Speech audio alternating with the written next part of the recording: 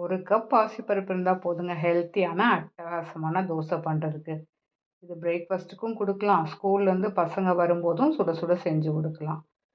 1 cup பாசிப்பருப்ப நல்லா ஊற வச்சு எடுத்துட்டு, இது 1 மணி நேரம் ஊற வச்சிங்கனாலே நல்லா ஊறிடும். இதோட பச்சை மிளகாய், இஞ்சி, பூண்டு, உப்பு தேவையான அளவு சேர்த்து நைஸா அரைச்சு பவுலுக்கு மாத்திட்டு, பொடியா நறுக்கின பச்சை மிளகாய், மல்லி இலை, கறிவேப்பிலை, ஸ்லைஸ் பண்ண கேரட்டு, வெங்காயம், கேப்சிகம். இதோட கேபேஜ் இருந்தா கூட நீங்க ஸ்லைஸ் பண்ணி சேர்த்துக்கலாம். ரொம்பவே சூப்பரா இருக்கும். கலந்து விட்டுட்டு இதோட பெருங்காயத்தூளும் சேர்த்து கலந்து எடுத்து வச்சுக்கலாங்க. ஸ்லைஸ் பண்ணி தான் சேர்த்துக்கணும். நீங்க பொடியா கட் பண்ணி சேர்க்கிறத விட, இந்த மாரி ஸ்லைஸ் பண்ணி சேர்த்து இந்த தோசை பண்ணீங்கன்னா தான் ரொம்ப நல்லாயிருக்கும்.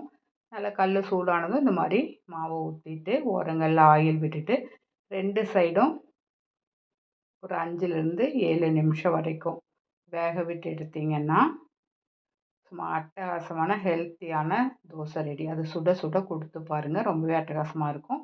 இதுக்கு சட்னி எல்லாம் ஒண்ணும் தேவையில்ல. நீங்க இப்படியே குடுக்கலாம். அப்படி சட்னி கேட்டாலுமே தேங்காய் சட்னி அரைச்சு குடுங்க. அதுவே சூப்பரா இருக்கும். ட்ரை பண்ணி பாருங்க.